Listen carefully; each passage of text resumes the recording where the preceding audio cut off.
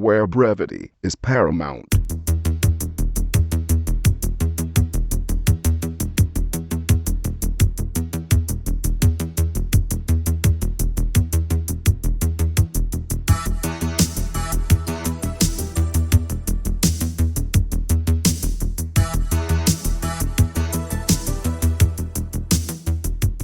Hello, welcome to episode 38 of Chet and John's Reassuringly Finite Gaming Playlist. My name's John Denton, with me as always Chet Roivas. What? So you know the format by now.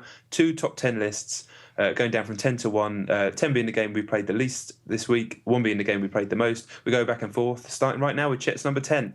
Okay, right, my number 10 is Carmageddon on the iPhone. Oh, you played it? I did, yeah, I downloaded it. It was free for a few days when it first came out.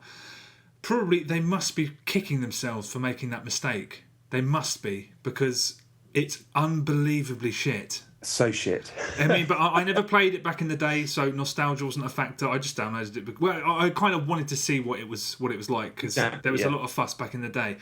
It's terrible. It's a terrible game. The controls are terrible. I assume they were that way in the original, because they can't have fucked it up from then to now. It's just cars handled like shit, and just the structure's shit.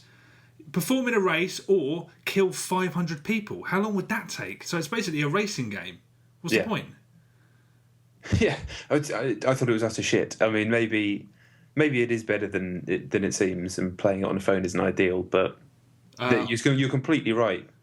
The only way that they were going to make money on that, well, I can only assume they've not, but was with that nostalgia factor, a bunch of people jumping on there and buying it for £2 or whatever, and everyone just got it for free. So now I'd be so interested to know how it's sold, because Really they basically pissed away any chance of making any money, because it is shithouse. Yeah, absolute shithausen. Yeah. Yeah, I forgot it even existed. Ugh. Deleted it straight off my phone. I'm going to do exactly the same. The face as well, the fucking face at the top. Yeah, it's pretty, yeah, I can see what you mean. That scums me right out. Talking of nostalgia, my number 10 is Street Fighter 2 Collection on the iPhone, which was free or 69p or something. It was really cheap when I got it. It's pretty shit on the iPhone, to be honest. It's almost unplayable, but I love Street Fighter 2 so much. I love every single pixel of it. I love the music in the menus. I love the bit where it goes Japan. I love the bit where it goes every single morsel of that game I love. So I can just put it on, even losing, and just enjoy it. I love looking at all the people in the background. I love the noise Blanca makes when he wins, everything. And I took a photo of M. Bison after he wins, and his face is amazing. It's just a straight line. His mouth is just a straight line, and he has a giant back that is completely completely ridiculous. No one could ever look like that. And I was thinking, what is M. Bison? Because Ryu and Ken, they're like the karate guys. And then, you've got the sumo guy, and then you've got the marine, the yogi guy, and then TIE fighter, boxer. Vega's a bit weird, but what the fuck is M. Bison? Because you'd assume he's Russian, but he's not. He's from Thailand, isn't he? Yeah, and I don't know what that outfit's all about. Maybe isn't he supposed to be a general in the army or something? That's the guy, isn't it? Yeah, I don't know. Maybe he is. Pretty funky outfit for a soldier, really. Yeah, but he's top boy. Are you still playing with him? Yeah, it's amazing how many of those moves, because I never really played with the bosses back in the day, so I only had the original Street Fighter 2, but it's amazing how many of the moves are still in Street Fighter 4, Super Street Fighter 4, jumping on the head across the screen, all that stuff's in there from all the way back in the day. Mm-hmm. So yeah, it's amazing how right they got it first time, well, second time, but yeah. Yeah, at 69p? Yeah, I don't know if it's still that. It was on some sort of sale or deal, I can't even remember. Okay. But well, maybe it was free when I got it, I can't remember. Useless. Well, if it's 69p, definitely worth it. Yeah, just for the tunes, like I said last time. It's just good to have those tunes. Genuine. Okay, my number 9 is Max Awesome on the iPhone. Have you heard of this? Yes, I've heard the name, but I don't really know what it is. If you were to imagine what it is from the name, what would you say it is? Side-scrolling platformer, kind of 90s aesthetic, maybe based on a Cartoon Network show. Yeah, that's not a bad guess. I mean, it's as soon as I booted up, I was like, of course it's this. It's a complete rip-off of Joe Danger. And it's a really tough one because it works just fine, but it's one of those games where there's just too many things it fucks up. It's fun. It is just Joe Danger. It looks the same. It looks almost identical. Even the environments and the ramps and the design of it looks the same. I quite like the guy goes wee whenever you flying through the air, which is reasonably amusing. But it's just it's so you do the first level and then you go to do the second level. Do you want to buy tokens? No, you've got to go back and do fulfill a load of other objectives, and that's fair enough. But by the second one, it's asking you to do things that are really like it's just too much work. I was like, I can't be bothered. Go back and pick all of these, beat your own score. And I'm like, well, what if I've got an amazing score on the first run? I've got to beat it? How is that a thing? Right, so irrespective of what your score is? Yeah, so if you belt through it first time and get the greatest score ever, you're still you can't progress unless you go and beat it again, which is a bit of a piss take. There's too many menus. There's menus everywhere. There's too much to them. When you finish a race, there's like 7 boxes and they all got little symbols. You're like, what's retry? Is that you can't really tell what's what. And every time you try and go to the next level, it's like, do you want to buy credit? No, thank you. I've already paid for the game. And then there's this one bit where I think I did that second level, and your dad comes on. He's like, "Hey kid, I'm so proud of you. I'm going to award you some points. Let's go to the shop." And then it boots up the in-game app store. I'm just like, "Fuck off! I don't to try and get you to buy shit." Yeah. I'm like, piss off. It's a shame because the game itself is fine, and I like Joe Danger, so this would be a perfectly palatable sort of substitute for it. But and it's just clumsy. Menus everywhere. Too aggressive, do this, do 10 things. I mean, the original Joe Danger does exactly the same thing, but it doesn't do things like force you to beat your own high score, which can be physically impossible. It's a shame. The game's good if you can get around the annoying fucking trimmings of it. Max Awesome. Max Awesome, yeah. If it's 69p, that's difficult. I might play it some more just to try and get my head around whether it's worth it, because the game is fun. It's just the stuff on the peripheral is just fucking annoying. Talking of annoying iPhone games, my number 9 is Curiosity, which I will check in every week just to see what's going on. I just turn it on, what's happening. Shit, I'm glad I'm not involved in this whole cult of tapping this stupid cube. Are people involved in that still? Some people will be, because people are weird, aren't they? They do weird things. Lots of people do so many weird things. So, I mean, the cube is getting tapped. So maybe I'll be the guy that logs on right at the end and taps the last cube and wins the prize. Or maybe I won't, but yeah, I'm ultimately fuck it because it doesn't work properly, and it's just a load of shit, really. But maybe that's the point. Yeah, it's a very good point. Well made. Aren't they patching it? Maybe, but Peter Molyneux, isn't it? It's just he's a crazy man. Yeah, I do want to know, considering they can't even pay to upgrade it, what this fucking prize is going to be. It's going to be front page news all over the internet. It's going to be like something really, really quite shit. Unless you worship Peter Molyneux, in which case it's probably have tea with him or something. But it's supposed to be life changing, so that would change my life. It would be different to what my life was if I didn't do that. With that guy's ego, I wouldn't be surprised if he thought that would be life changing for everybody. Yeah. I still haven't played it. No plans to at all. No, I don't. Okay, my number 8 is Fast Draw Showdown on the Nintendo Wii. Is this something to do with Mad Dog McCree? It is. It actually is. Excellent. I've become completely obsessed with Mad Dog McCree. Good. I've been reading. I was hoping that would happen. Yeah, American Laser Games is the originator. Do you know they started off originally that all of that stuff was designed to train police officers in Texas? I think it was. Wow. Terrible idea. Well, I mean, when it works, it works. But I've been to do when someone falls through a balcony. Or over a balcony. Yeah. I've been reading up so much about it. They've done so many. There's a weird, like a private detective one, and there's the Space Pirates one that you mentioned. I'm annoyed because I'm not going to get to play them because these Mad Dog McCree ones almost certainly haven't sold.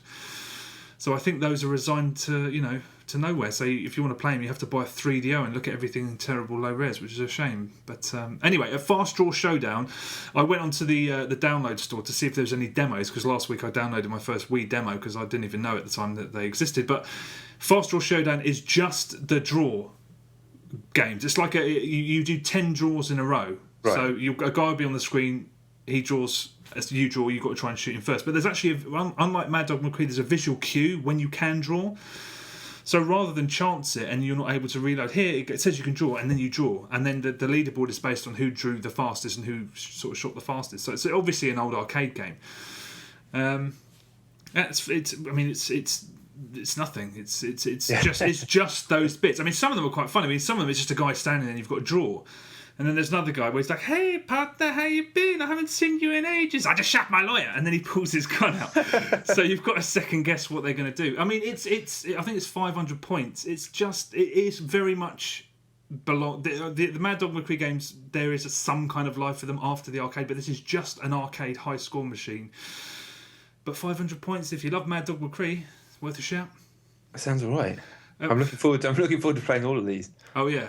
I'll speak about another one in a minute. Excellent. I've been excited all week. Genuine. My number 8 is Drop 7, the iPhone puzzle game, the very clever one with the numbers, which it's clever. It's much cleverer than I am, unsurprisingly. But I do like sticking it on every now and again when I've got a little bit of time to kill to see if I can get a bit further. I'm sure very clever people can play it for hours. I can only play it for 10-15 minutes before I fuck it all up. But it's a very smart game. You must be getting better at it, though. Yeah, of course, but I get better at things like this slower than other people. Okay. Numbers, I'm not very good at numbers. I'm not brilliant at numbers. I need to try this game. I always forget it. Yeah, it's free now, so... What was it? Drop 7? Drop 7. Okay. I shall remember that. Okay, my number 7 is DMC Devil May Cry. Okay, on the Xbox 360. The demo? Have you played? The demo, yeah, that came out yesterday. Have you played it? I've not, no. Have you played it at all? No, I've seen it being played at Eurogamer and I've seen trailers, so no.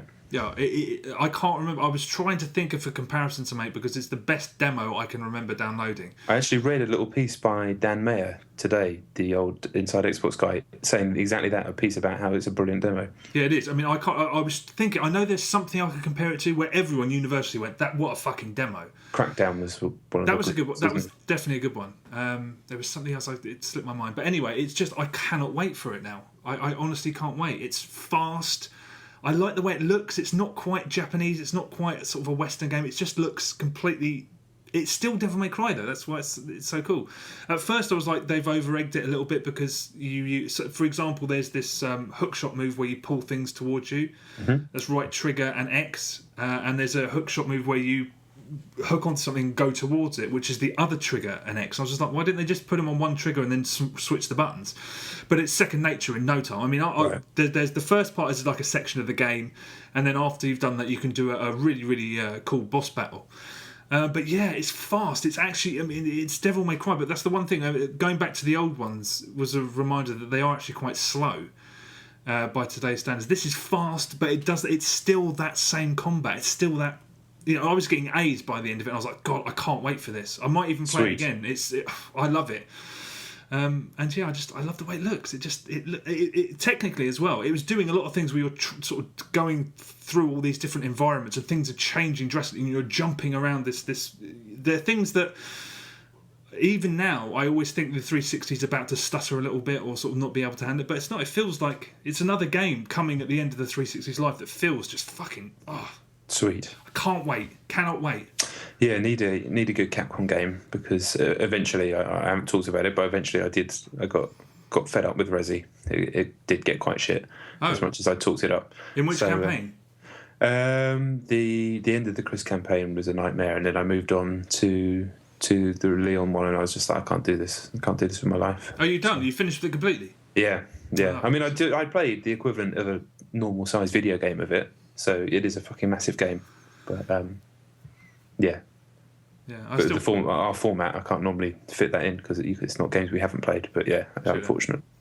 Well, I plan to go through it over Christmas with a mate on co-op. I mean, it's going to take all on co-op. Christmas. On co-op, it will be fun. Yeah, it will be fun. It needs to be played on co-op. The later you get into it, you realise it actually needs to be, not that it's just beneficial. Yeah, true that. Is it me? Yes. Cool. Bit more Uncharted on PSP on a train. Very, very nice. Still too much charcoal rubbing and spinning of objects, but yeah, very cool. Well, what is cool though is it's now free on that. PS Plus has come to Vita. Oh yeah. So if people don't know, it's like a 40 quid a year service. I think it is on PlayStation 3. That gives you like an almost Netflix style chunk of free games. Then you just download them to your hard drive, and as long as you're signed up with PS Plus, you can have that game. And there's a bunch on PlayStation. They change them around all the time. and it's just come to Vita, and the main game for free is Uncharted. So if you and your account is transferable across PS3 and Vita. So I'd imagine a bunch of people are probably playing Uncharted at the moment. So it's very, very nice. It's very cool. I'm surprised you're not pissed off considering you just shelled out for it. No, because I don't have PS Plus. Oh, so, okay. Yeah, of course. And it was cheaper than a PS Plus subscription, if that makes any sense. It was only 18 quid second hand, and I haven't shelled out yet for PS Plus because nothing's been quite worth it yet. But I know it's only a matter of time. If I played predominantly on a PlayStation, I would get PS Plus. Yeah, blame me. But because I wouldn't have the time to get the best out of it at all. Exactly. That's why I haven't done it yet. Have you not got to any of the bits where you're sort of basically mowing people down with a massive machine gun? No, not yet. I've only played a little bit more, to be honest. Okay. Right, my number 6 is a game called Virtue's Last Reward on the Nintendo 3DS. 3DS? Have you heard of it? No, what's it called? Virtue's Last Reward. Wow, I'll never remember that name as many times as you say it. It's one of the only demo. If you boot up your 3DS and go into the store, it's one of the first demos. It's probably at the top of the pile. It just released last week, I think. The game and the demo, I'm pretty sure. I think it's out now. It's a real oddity. It's a Japanese RPG. It's ridiculously hardcore. It took me a very long time to get my head around it. I was playing it for about half an hour. I think the demo is supposed to be considerably shorter than that, but the puzzles are really, really involved and complex. And I was like, oh, okay. But some people will laugh at that because it seems so straightforward. Basically, you're in it's first person, but you can't move around the environment. You just tap things and then you move towards them. Right. If you want to move around, the only annoying thing about it is if you want to, say, do a 360 degree, if you're standing in a hallway and you want to turn around, you can't, like, drag the stylus. You have to move in sort of increments. Okay. But basically, there's all these puzzles. There's these 4 rooms. I don't know whether it's the past or the future. If you're in a space station or a dungeon, it's this really weird place. And there's these 4 rooms with numbers on them. There's a phone in each room. One of them's got an answer phone in it. There's lockers and desks, and there's hieroglyphics on the wall that when you have to do one thing, and that unlocks the ability to do another thing, and that gives you a code for a safe, and then inside the safe is something else, and then there's a phone number, and you have to ring this answer. It's really enjoyable. But it says at the beginning, this is easy mode. Everything else is hard mode is in the game. Normally, this part of the game is only available on hard. Basically, it points out that it's simplified so much that the real experience is completely different. And I was like, this is already tough enough for me. But it was enjoyable. I really, really enjoyed it. I might look into getting it. It's a very hard game to explain. I mean, you should put it into YouTube or something like that. Yeah, I've forgotten the name again already. Virtue's Last Reward. That I'll never not think it's called Tales of Virtue, so I'm just going to call it that. Okay. Well, it's a 100% puzzle game. You move around and stuff, but it's puzzles. Right. Someone like me, I find. So is it like that Hotel Dusk or anything like that? Another code? It might be. I don't think I ever played that. It sounds like it. Yeah, I don't. Those use the DS in funny ways as well. Like you had to pick it up like a book. I don't know if that stuff's not really applicable on 3DS, and it might not be anything to do with them either. But you should download the demo. It's like attention grabbing. I mean, I was lying in bed with my 3DS playing it for much longer than I planned to, and it's really. Yeah, it's interesting. It's not like anything I could compare it to personally. So. I'm struggling with my 3DS at the moment because I kind of want the big one, but I can't justify the expense. So I've just got this small machine that it hurts my hands to play and it runs out batteries really quickly. Well, it's worth turning on for like half an hour to do demos. I mean, it's just playing the demo. It's worth doing just because it's potentially the greatest game you've ever played. Not you personally. I mean, it's worth downloading because it's so unlike anything I can compare it to that someone's going to fall head over heels with it. Yeah, I see what you mean. Yeah. Genuine. Cool. My number 6 is Halo 4. Not a huge deal to say about it this week. Multiplayer is still excellent, but I am worried that I won't be playing it that much, and we won't be playing it that much, like I said last week, because of Black Ops, which I'll talk about later. I still don't like Spartan Ops. I'm not going to bother because it just annoys me. I don't like the fact you can't die. I've talked about that already as well. I haven't had a chance to go back through the campaign. Like I said, I don't want to focus on it too much because we talked up Halo 4 a lot, and we did the Halo 4 special at the end of the other podcast the other day. But I mean, I've got nothing bad to say about it, but everyone's fucking played it anyway, so I'm not talking anything new. True. I'll talk briefly about it later. It's Sure.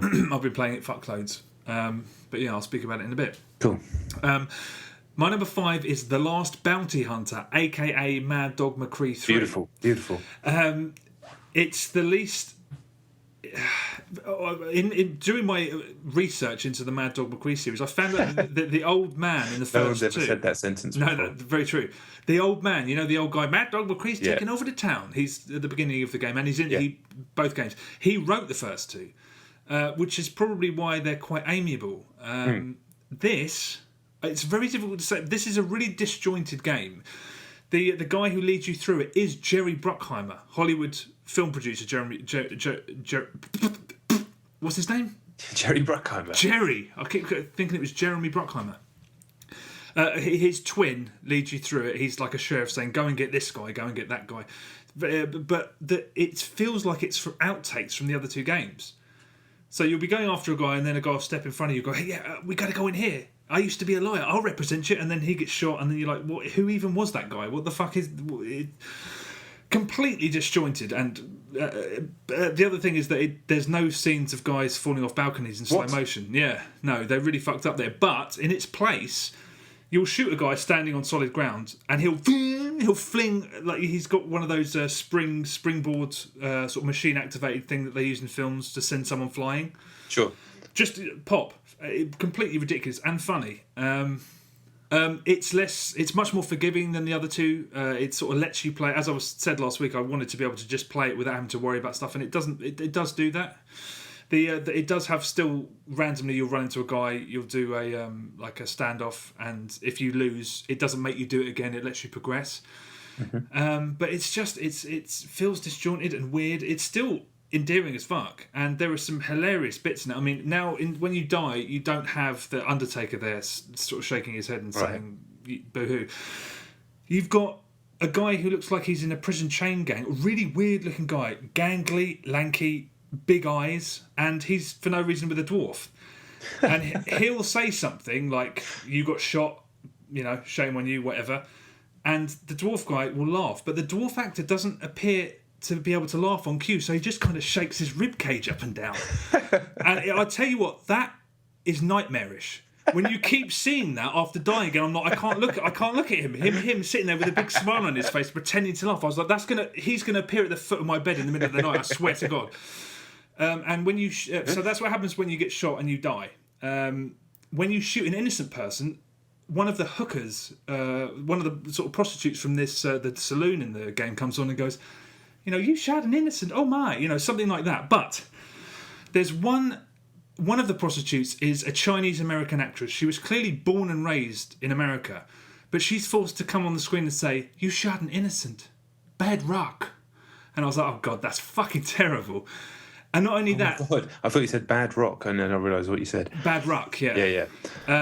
Not only that, there's a sequence toward the end of the game which takes place, in inverted commas, in Chinatown. You know it's Chinatown because there is some fireworks in the background. It's the same Old West set. They put some cheap-ass fireworks in the background, and they hire a guy wearing one of those round hats with a ponytail at the back to walk around constantly bowing with his hands clasped together. Oh my God. And then, if you weren't sure that it was Chinatown, that aforementioned Chinese-American actress steps in front of the camera and says, "In Chinatown, if you come to Chinatown, you end up stiff, and not just from eating too much starch." And I was like, I can't believe this game, really. It's lost all of the amiability. It's never offensive, but it's clearly from a different time, but it doesn't have quite the same charm as the other two. But I completed it in one sitting, whereas there was not a lot of retire. I mean, it's basically, if you want to play the whole thing, you can. There's definitely some highlights. There's the only annoying thing that kind of bothered me. There's a guy in the second Mad Dog McCree. I don't think I noticed him, who I was hoping I'd see him again. I might just play Mad Dog McCree just to see him again. He's one actor. He's in Mad Dog McCree 2. He plays, in one sequence, a cowboy, and in another sequence, he plays an Indian. And whereas all the other actors, they've seen a Western. When they get shot, they go, "Oh," and they fall to the ground. This guy seems to have based his deaths on people choking on food. So you'll randomly see, in one time he does it right up to the camera, like he's choking. And it's incredibly amusing. He doesn't return. But anyway, it's the least, no, it's not the least of three. It's the second best of the Mad Dog McCree games. That sounds, again, Something that I need to play and witness. There are highlights galore. Incidentally, I downloaded the Mad Dog McCree iOS. There's an iOS version. Did you know you kidding? No, you can download a trial and it's got like a section on it. It's even worse than the Wii one because a little sort of counter comes up and tells you that you're allowed to shoot like the splittest of split seconds before you actually... It's basically even more bust than the original. But I'm going to get it, though. I'm getting the trial. Yeah, I downloaded the trial just to have a look at it. And then I mirrored it to Apple TV and I was playing it on my phone on my TV. And weirdly enough, despite all of the technology around me, that was one of those moments where I was like, wow, isn't it amazing, the world we live in? Isn't it incredible? A fucking low-res version of a fucking 20-year-old arcade game. It's stupid. But yeah, The Last Bounty Hunter. Play it.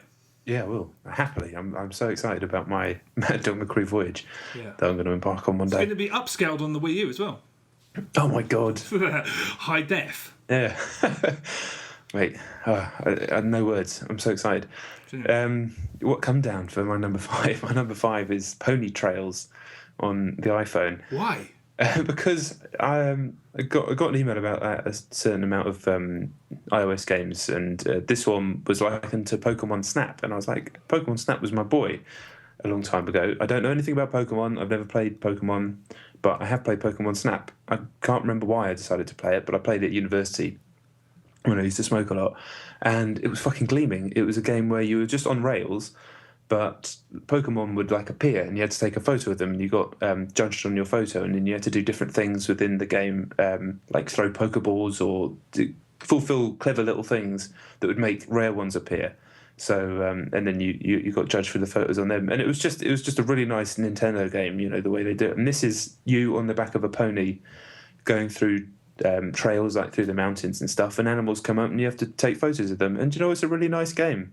It looks nice. It's 3D, nice like iOS standard graphics, and yeah, there's nothing nasty or bad about it. It's not particularly kiddie, but it is clearly for people who like ponies and stuff. I don't give a shit about ponies. Primarily girls, then, isn't it? Like all the menus are pink and stuff. Yeah, but it's not. No, that's what I mean. It's not too garishly girly. It's nicely presented. It's not like offensively girly and patronising. That's the word I'm looking for. It's not patronising. It's just a nice game about taking some photos of some animals while you trot along on the back of a pony. Which, when you've been spending hours and hours and hours playing good shooters, which I'll talk about later, it's kind of a nice little distraction. Okay. Fair enough. 69 pence. I don't know how much it costs, to be honest, which is poor form. I should have researched that, but you know me, I'm pretty useless when it comes to that sort of stuff. Okay. Okay. All right. My number 4 is The Walking Dead, episode 4. Are you caught up at all? No, I'm not. I'm still 5 minutes from the end of episode 3. Okay. Where do you buy your episodes from? I would buy them from the Dash, and I've been following on Twitter today what's happened to you and a friend of ours. Yeah, it's the saves. I was so furious, honest to God, because normally I buy the episodes from the dashboard as well. But me and my girlfriend stuck it on, and I hadn't bought it, and I thought, fuck. Okay, I said, do you want to buy it? Yes. So I downloaded it from the in-game menus. Went to start, and it started the game again from episode 1. So I backed out and then tried to go back into my save, and it had overwritten my save. And I was honestly, that kind of stupid anger where you just after a while, I'm gonna just the stupidest things. I was like, I'm gonna fucking go and demand my money back. I was so angry. I just sat there for ages, and my missus was just like, we don't have to play it. I'm like, I don't even know if part of me wanted to just fucking stop playing it. After all those hours, pissed on, I was really angry. And then I calmed down, and it basically says we'll play. You can start from episode 4. Although you go to episode 4 and then 3 times on the trot it went back to episode 1 again, so it's a little bit fucked.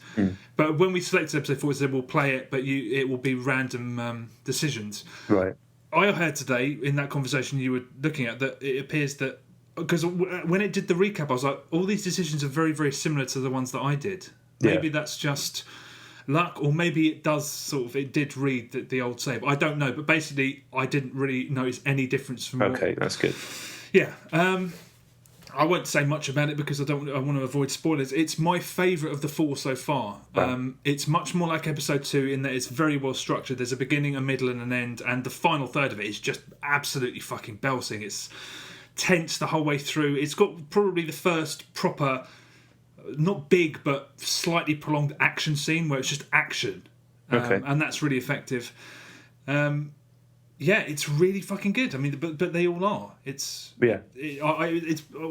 enjoyed it the most of the four. I thought it had the best pacing. You know, there was no lingering. You know, the bit in the third one kind of wound me up when you were lingering around on the train. And there's a sense at the end when it ended. I was like, oh, because people have talked about how emotionally engaged they are with it. I have been to a degree, but I've not been as much as some other people. But there's a scene before the final scene. I was like, oh, I think this is going to have a real punch at the end.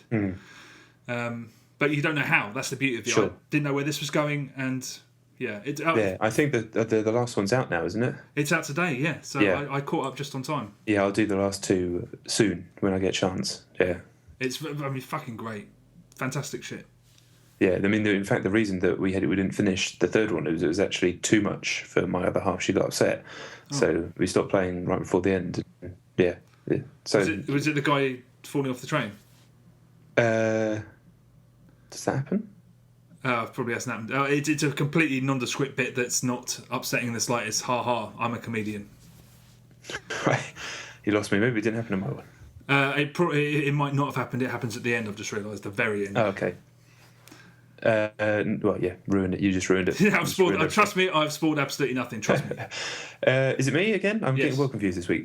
My number 4 is F.T.L. Have you heard of F.T.L? Yes. Faster Than Light, it stands for.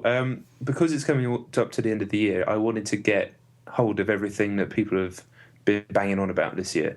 Some games are harder than others when they're fucking 40, 50 quid.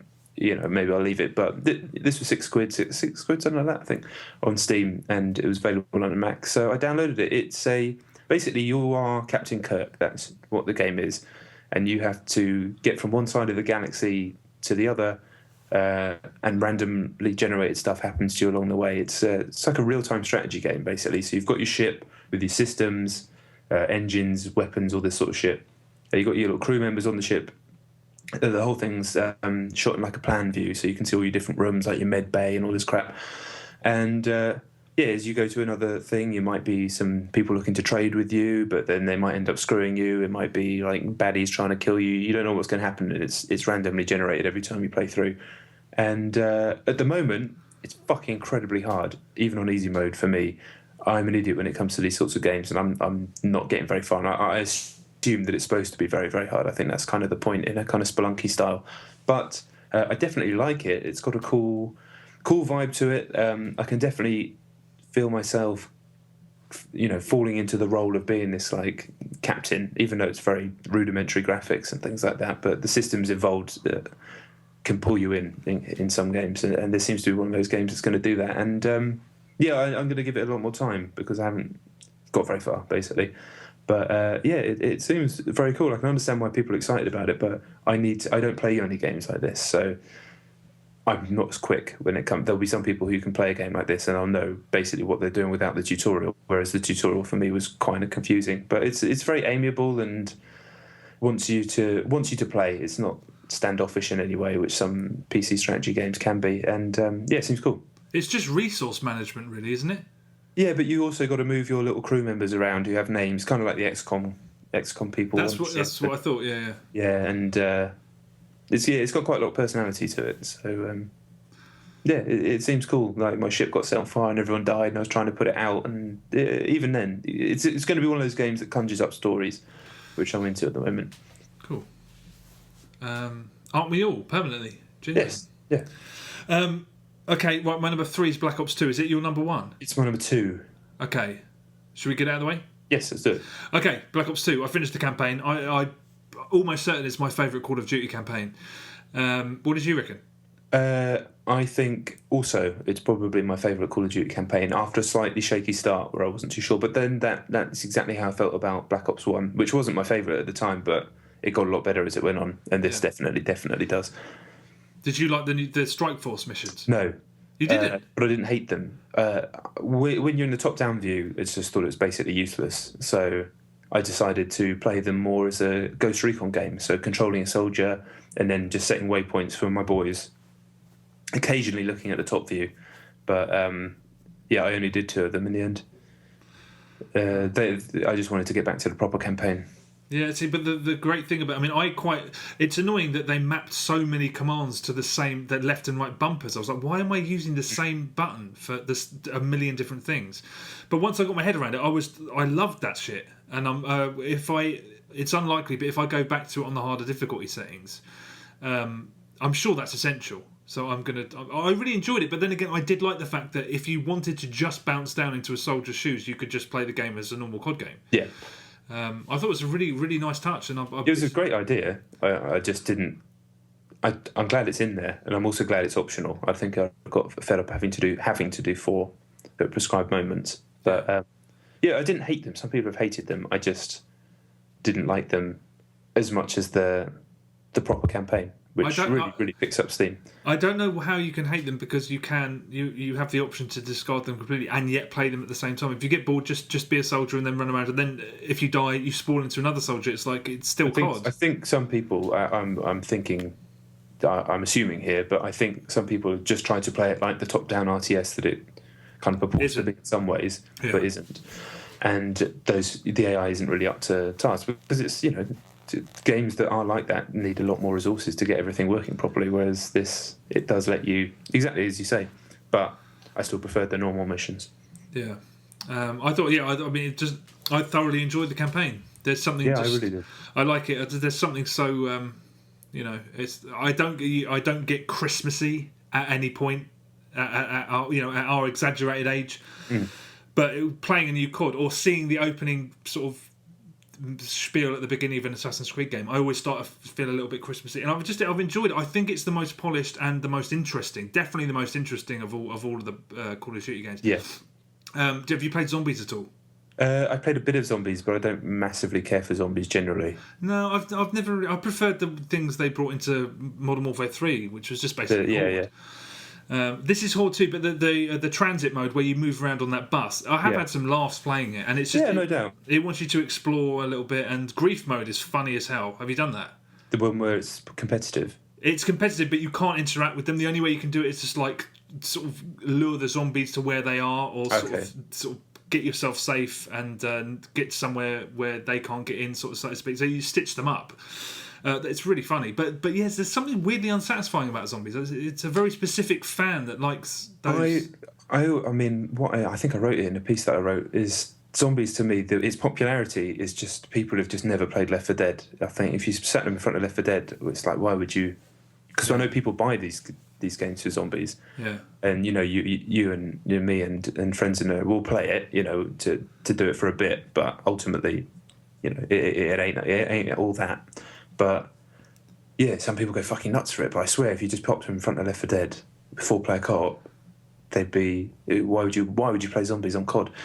But going back to the campaign for a minute, I loved all the branching narrative stuff. I know it wasn't exactly the most well structured or clever story ever, but I thought it was a good story. I enjoyed it. It was like a good kind of action movie.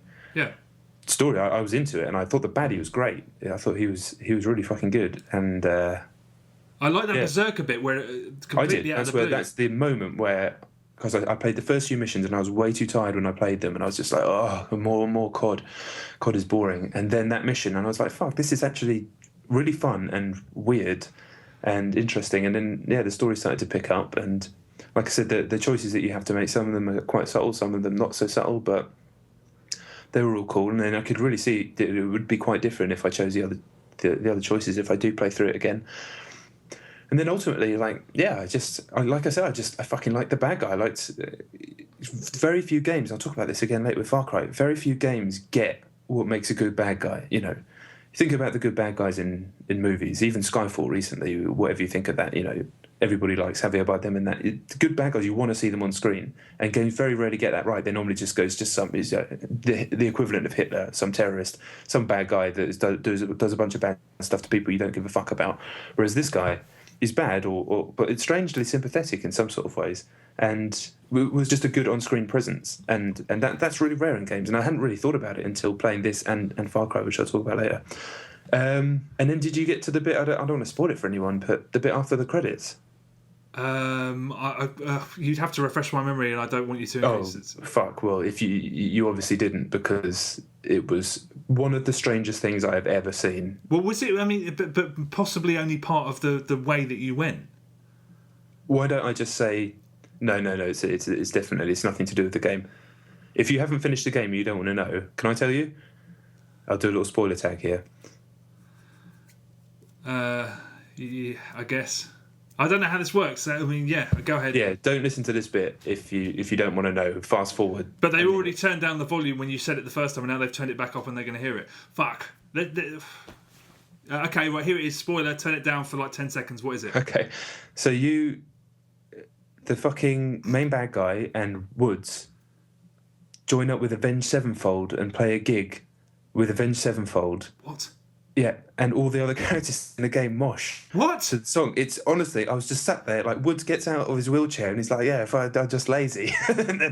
and the bad guys are really nervous. He's like really nervous about the guitar part. You'll watch on YouTube. And then they play a full song of Avenged Sevenfold, like 6-minute song, and the president's moshing. I mean, it's quite funny, but it's fucking weird.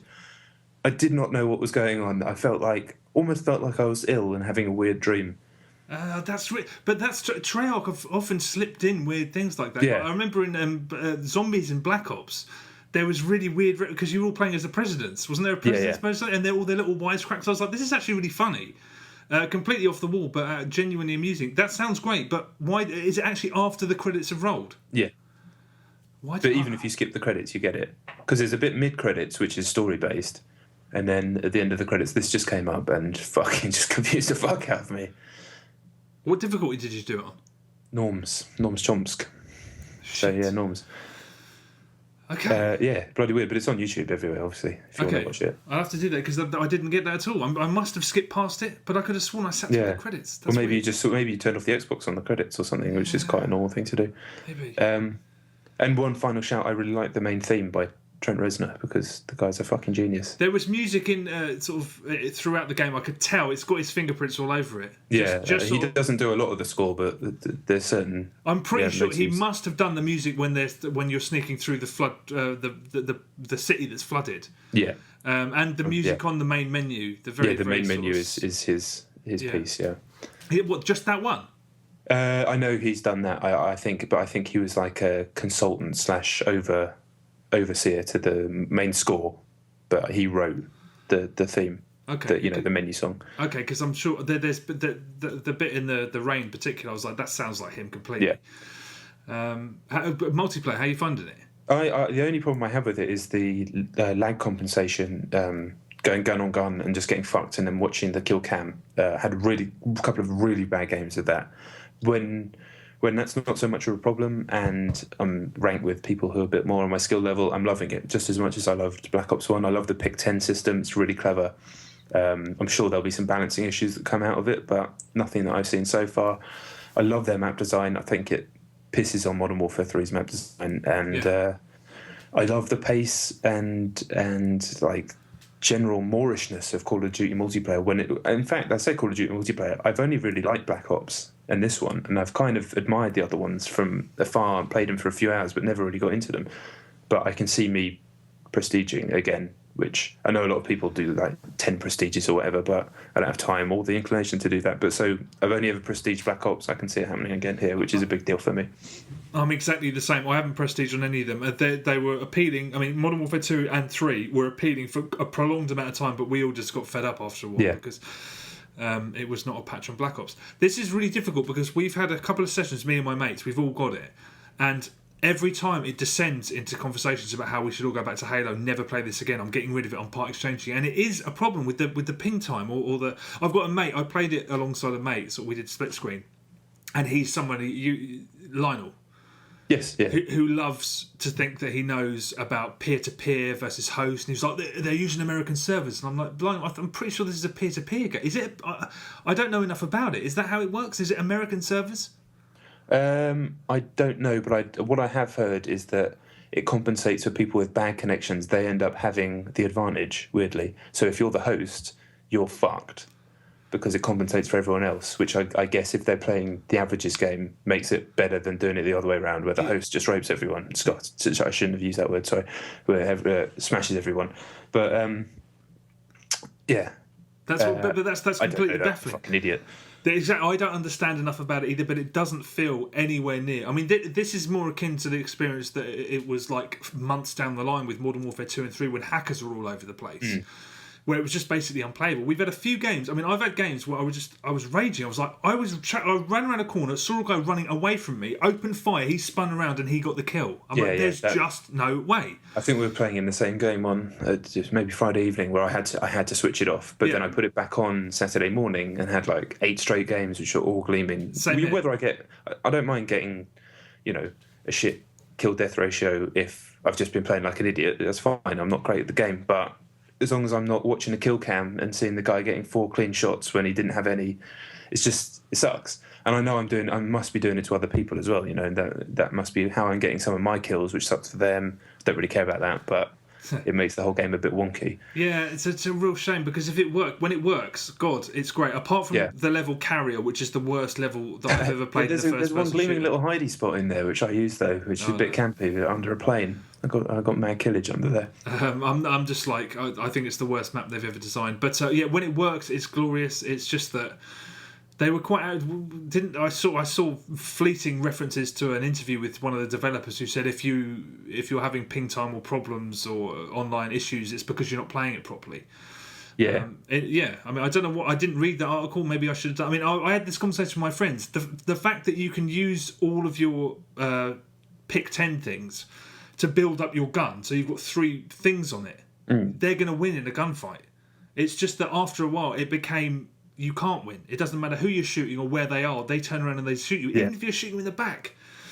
But that seems to be happening slightly less. I played it the other night as you did, and it's just when it works, fucking hell, it's great. Yeah, hopefully it'll just like they've done a patch now, so hopefully it'll just ease it. There's always going to be little issues, but I can handle them. They'll kill now and then, fine. But when it's a whole game, and then the next game, obviously problems. But love the switch up they've done to domination as well, making it 2 halves, so you switch sides. That's very cool. Yeah, I thought that was all right. It's great. I'm interested about COD because it's so part of this generation. Everything about it came into its own. It looks the way it is, the 60 frames per second, just the way it looks. And it's interesting to see what's going to happen when it. Yeah. Is it going to just try and be the same thing on a different canvas? That's what That's going to be so interesting to see how it adapts. It will probably something else completely will just sort of overtake it. Eventually, something will. I mean, but I'm wondering if the change to the next generation is going to be what fucks it. Could be, especially as the sales haven't been quite as high as this one. I mean, could that just be a load of nothing? Absolutely, but this could be the point that in a few years' time they go, oh yeah, this is the one where the sales are slightly lower. But I mean, it's still a fucking juggernaut and will be for some time, I'm sure. Yeah, but games just sell lower at this point because we're at the end of the cycle. Yeah, and that's what I'm probably thinking. But yeah, you never know. True that. So that was my 2. So going back to my 3, 30 Flights of Loving. Have you heard of 30 Flights of Loving? Nope. It is a PC indie game. Right, I'm going to try and explain this. It's kind of confusing. It's something to do with the Idle Thumbs people. It's something to do with their Kickstarter from a guy called Brendan Chung, who's made a bunch of games before in the indie space. He's very popular in that world. The last game he made before this one was a game called Gravity Bone, which actually comes with 30 Flights of Loving, which I haven't played.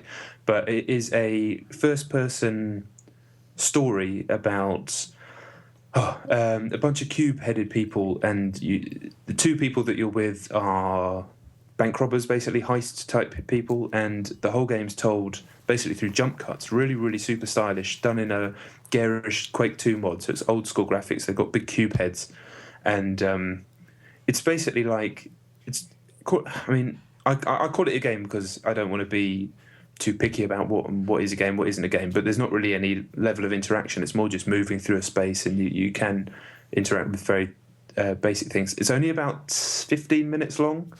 The story's kind of confusing, deliberately confusing and obtuse, but done in an extremely, extremely stylish way. It's the only game I've ever seen that uses editing. You're walking down a corridor and it will jump to a completely different environment, different time story. It's a really effective device. I don't think has been used in anything else, and yeah, it's very cool. The only I'd say to everyone that they should check it out because it's so cool. But it does cost £4 and it does only last 15 minutes, which I can't really recommend that to many people because they would be pissed off.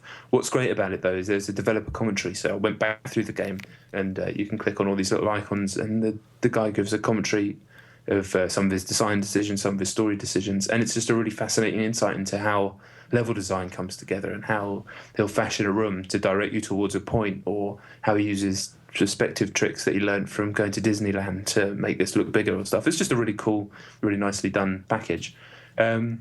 It's tough. It's tough. I wouldn't say spend £4 on it, and I think there are problems with the story, but I couldn't possibly go into them because it would just spoil what is a very short story. But if you're prepared to chuck down £4 for something interesting, bold, definitely something that could potentially be push the medium forward in other ways by people who are influenced by it, then absolutely you should. That sounds like the kind of thing that I think is well worth £4. But at the same time, it sounds like the kind of thing that you could get almost everything out of it by watching a video of it on YouTube. You probably could, but there's something about interacting with it I think does add an extra layer. Is it new, this? It's about, I think, maybe 4 or 5 months old, but it's just come out on Mac, and I loaded up Steam to buy F.T.L, and I saw it on there as well, and I thought, I'll get that as well then. I'm glad I played it. I've been through it twice. I'll go through it again, and I did a load of reading on it afterwards as well for the next half an hour. So you talked about French films that you saw with a friend, and it would end up sparking up a conversation, even if the film is slightly flawed. This is definitely that, and it's definitely massively influenced by French New Wave as well, but not in a wanky way, just in the way that it uses jump cuts mainly. That sounds really interesting. And it's on Mac, is it? Yeah, it's just come out on Mac. I mean, ultimately, £4 isn't actually that much money, but if you're talking about, you know, bang per buck, whatever, like hours per penny, it's not great. I don't give. Yeah. But that's interesting. Yeah, I mean, maybe check it out. It doesn't require any high intensive computer or anything like that. As somebody who doesn't use PCs or Macs very often for gaming, and hearing about Steam, especially the Steam sale that you read about, and it's just like, that doesn't even it does not compute. I can't believe what people are paying almost nothing to get. Yeah. Surely this is going to be 2p in at some point in the very near future. Wait for the sale. Yeah, I didn't realise the sale started today, so it probably will be 2p. But whatever, at least I could talk about it this week on the podcast. Yeah, true that. All right, genuine. That sounds interesting, at least. I'm so tempted to have a look into it, but the danger is that I'll find a YouTube video, watch it, and be like, eh. Well, it's on my MacBook, so when I come to play Mad Dog McCree, I'll sit in front of that while I'm doing a bit of MDM or whatever. Not that sounded well dodgy. When I'm playing Mad Dog McCree. Okay. Okay, my number 2 is Halo 4. I won't talk about it very much. Me and my mate completed it on co-op. Fantastic experience. As I said last week, technically it loses almost nothing. I say almost because there's this weird glitch whereby if I am too far behind him when we're running to the next objective, if a door closes, it will close on me and kill me. I mean, I'll spawn immediately back next to him, but it's kind of like, what is this? The fucking 90s. It's like a door shuts and I'm like dead. Yeah. It's easier on Legendary than any Halo game. I stand by that. We breezed through it from beginning to end. No real issues at all. A couple of sort of hiccups at the end, in the very end when you're sort of making your way to go and do what you do at the end. But yeah, just with regards to more thoughts about Halo, I think that they fucked up grenades. Too weak. They're basically useless. But not only are they too weak, so that's a problem in multiplayer. They're too weak in single player, and also the AI. Every single time they dive away from a grenade, so what's the point? I was just like, what's the point in having them in the game? Really frustrating. I mean, they just dive away from grenades. There's no point in having them. I don't think I got a single grenade kill the whole time we played that game, except when my mate had thrown one, they've dived away, and I inadvertently threw one to where they were landing. But I think that's a bit of a shame because grenades are such a big part of it. It doesn't ruin the game by any stretch, but I just think that they missed a trick there. Yeah, I've got very few big enemies with grenades. I mean, you chuck one in a bunch of grunts, that's fine. But they jump away as well, though, on Legendary. Do they? Yeah, so I basically got no kills. It was pointless. But yeah, I still absolutely adore the game, and I've played some more Spartan Ops. After we finished co-op, we went and did some Spartan Ops. So it was a hell of a lot more entertaining. I don't know why we had such a bad experience with that. I know the fundamental problem of there being no deaths basically is a problem, but we just kind of did it to breeze through it, and I really enjoyed it. It's so much more enjoyable and as well. Definitely, I've been playing and chatting as well. In the Spartan Ops I've done recently have been on my own, so I know you're not supposed to play it like that, but. If it was a bit more of a social exercise, I'm sure I'd have enjoyed it more. Well, yeah, last time when we played it, I was like, I'm not going back to it. Done. But now I'm like, I can't wait to do some more. It's really entertaining. I mean, it's fluff, but it was entertaining fluff. Well, yeah, I mean, I would be just interested to see what happens in the Black Ops 2 Halo 4 battle in our multiplayer lives. Yeah, but then we got Battlefield's new maps at the beginning of December. Oh Christ, yeah, of course. Yeah. Well, we'll see. Yeah. My number 2 is Black Ops. I think we've kind of covered it. I can't think of anything else to add to that. Okay. Yep. My number 1, I'll be very brief. It's Lego Lord of the Rings. Oh right. It's just great. I don't know how they have I don't know how they have such a high hit rate. Traveller's Tales. They with the schedule they've got when they churn out these games, they should. Everyone is so lovingly crafted. It's a lavish game as well. Some of the cutscenes I was like, wow. It mimics all of those big sort of panning. The sort of the size of the Lord of the Rings movies is sort of transplanted into the game, and it's not a cheap. It must have cost quite a bit of money to make. Yeah. And it's fucking great. I think it's just pipped by Lego Batman 2 because they wrote the script for that. Right. So there was a lot, like I said before when I talked about it. Like I loved the relationship between Batman, Superman, and Robin. I just thought that was just they mined the comedy in that situation. It was really, really, really good. And I also like the fact that you could scale large buildings and it was open world. This is kind of open world, but not to the same degree. And you don't obviously go up skyscrapers and stuff like that.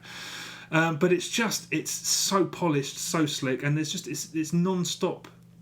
Ingenious puzzles, and when I say ingenious, I don't mean complicated or sort of even particularly sophisticated. But I mean, they're so straightforward. Like you're a tall character, you've got to walk one of the little guys. What are they called? Hobbits over some snow because they can't walk over it. Put him down. He's got to sneak through a little hatch, and then the little guy with the beard's got to use his hammer to smash something, and then you've got to go. It's so simple, but things like that normally they're just boring. And the fact that this is not boring is just ingenious. When I say ingenious, that's what I mean. It should be so interminable to play. It should be, it's a world away from. I mean, if you ever played the first the Lego games, Star Wars in particular, where it was just walk along, build this, hit that. I mean, it was fun, but this is substantially. I mean, it's so well designed. Every tiny bit of it, and then you come out and you're the Orlando Bloom firing arrows and stuff. It's great. The cutscenes, they use bits of dialogue from the movies and stuff, so it's not their own script. Oh, so they speak in this one, do they? Yeah, but they spoke in Batman. It's just that they've taken the dialogue from the movies, so the actors that speak it.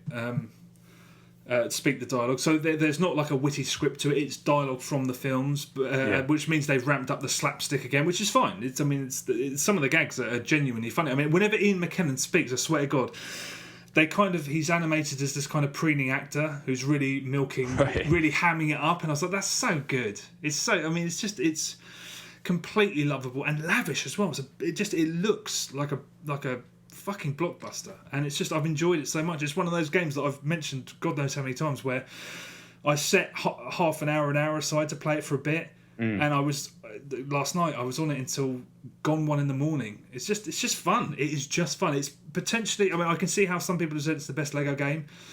For me, the Lego Batman 2 was better, but I've still got more to do with this, so I'll let you know next week. But just they're an impressive bunch of guys. When playing this game, I was like, they should not be doing anything else. This is what they were supposed to be doing. They've got to be one of the biggest success stories of this generation. Deservedly so, though. Completely, they deserve every bit of it because it's an endlessly impressive experience to play this one and the last one, Lego Batman. Yeah, I haven't played any of them since one of the old maybe the second Star Wars one. So I really should. They are sounding way more substantial, like you say. They are. It's a world away from that. I mean, I like those games, and I can see why people love playing them with the kids and stuff.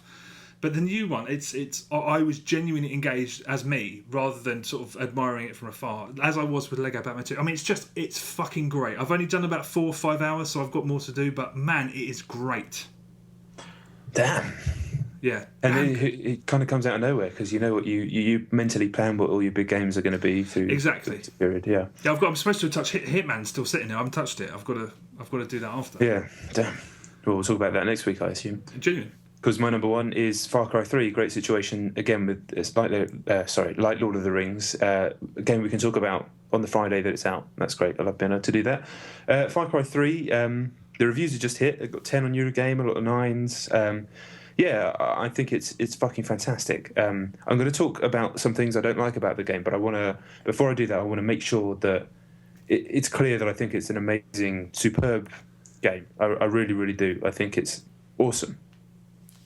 And I just need to talk about some stuff which I've read maybe 6 reviews since they dropped before we started recording, and nobody's mentioned any of this stuff, which says to me that maybe, not that they had to have played Far Cry 2, because you know, you don't. It's not Far Cry 2, but maybe none of these people have played Far Cry 2 to the end, which I don't know many people who have, apart from yourself. They killed Far Cry 2. To me, had 3 systems that weren't in Far Cry 1. Number 1 is fire. Number 2 is the buddy system, and number 3 is enemies that get injured and help each other. Now they've killed the buddy system and the enemies that get injured, and for me, it robs it of 2 of the systems that made 2 phenomenal and brave and created some of the most memorable and truly like awe-inspiring moments I've ever had in a shooter. The combination of those 2 things.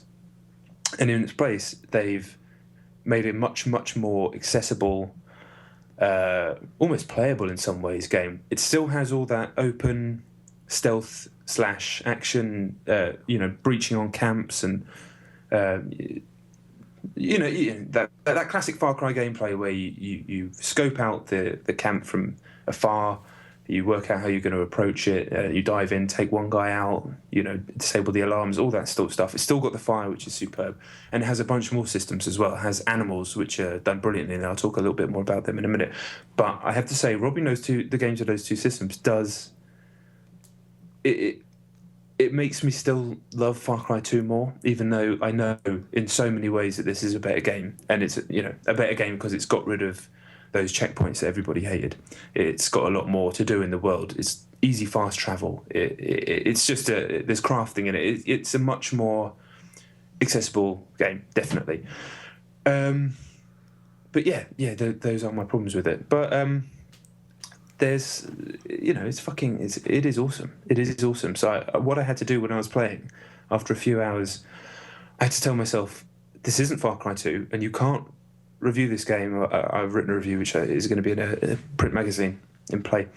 You can't review this game on what it isn't. You have to review it on what it is. And so I had to quickly cast that stuff out of my mind. I had to accept after a few hours when it didn't appear, that isn't in this game. This is the game that they've made. So when I started doing that, I started enjoying it a lot more. What is slightly strange is the story-based stuff, which features amazingly animated. They're not cutscenes really, because they're all in-engine in view. So COD does that a lot as well, and yes. Half-Life, all of the cutscenes are in the game. Yeah.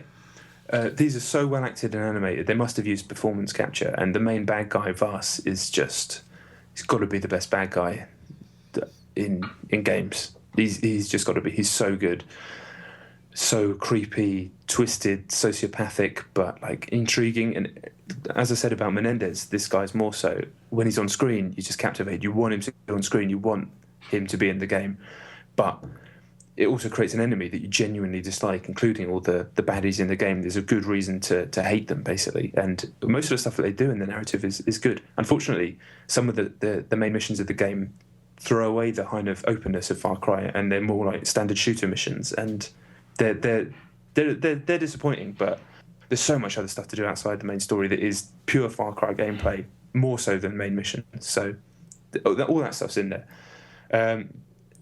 Brilliant game. I could talk about it for ages. I've avoided almost everything. I didn't know there was animals in it until you said that. Sorry. It's fine. That's what I'll probably forget before I play it, me. But I've had a holiday day off work held hostage for when I get this, because Far Cry 2 is just the more I think about it, the more I think it was one of the best games I've ever played. And it's in my all-time top 5 or top 3 or whatever, because that's one of the only games of that length, of that scope, of that type that I played from beginning to end twice, more or less in rapid succession. And just I can't wait for this. I'm reluctant to comment on anything you said because I don't want you to elaborate on it. Send that. My final comment on it, I'd say, is if you've never played Far Cry 2, you're going to love it, no doubt. If you've played Far Cry 2 and you're a huge Far Cry 2 fan, you may be slightly disappointed by things in it, but you'll still probably love it. And if you hated Far Cry 2 and you want Far Cry 2 to be a game that it isn't, you'll love Far Cry 3, because that is what the game is. It is the game that all the people that wanted Far Cry 2 to be the game that Far Cry 2 isn't, that's what Far Cry 3 is. That was a sentence that was probably quite confusing, but hopefully I got my point. Yeah, you did. I can't wait. I absolutely cannot wait. And seeing the Eurogamer 10 and like a few 9s and stuff floating around, I have a feeling that I'm going to. It's one of those games I'm just going to get fucking lost in it, and I can't wait. Yeah, it's great, mate. It's great, but it would be interesting. What I really want to do is hear someone, yourself being the prime example of this, someone who loves Far Cry 2, their opinion, because I haven't. None of the reviews have been that guy yet. So I can totally understand all the stuff about Far Cry 2 that people don't like. It's it makes total sense to me, but I was able to look past all of that stuff and see the gleam. Yeah, me too. All that stuff's been smoothed off so nicely now. It's a much more complete and accessible game in so many ways. Yeah, ever since I saw it at E3, not E3 just gone, the one before, when that Ubisoft showed it for the first time, and I was just like, they showed us a cutscene and a bit of gameplay. I was like, I cannot fucking wait, and just it's so nice to know that. I knew they were going to fucking deliver, and Ubisoft, if Edge magazine do that those awards, if they don't give best publisher to Ubisoft, they're on fucking crack. I swear to God. I haven't played Assassins, so I can't really comment on that. But will you ever? Maybe. I wrote in my review that I think Ubisoft's the bravest publisher of the big publishers. Yeah, that's why. I can't wait. But yeah, okay, wicked. Thank you very much for listening. Apologies once again. We've been very shooter heavy this week, but hopefully that hasn't. Sorry, say that again. So that's video games, isn't it? True, that's very true. But yeah, thanks a lot for listening. As usual, the usual shizzle, fucking Facebook, Twitter. God, I can't believe I can't remember it again. The radio station on the internet that plays Stitcher. That's it. We'll be back next week. Genuine. Thank you very much. This.com. Check it out. Say what? At Chet Johns. I didn't hear that. The people heard it. No, I don't think they did. TheFinitePlaylist.com. At Chet and Johns. You know the deal. Done.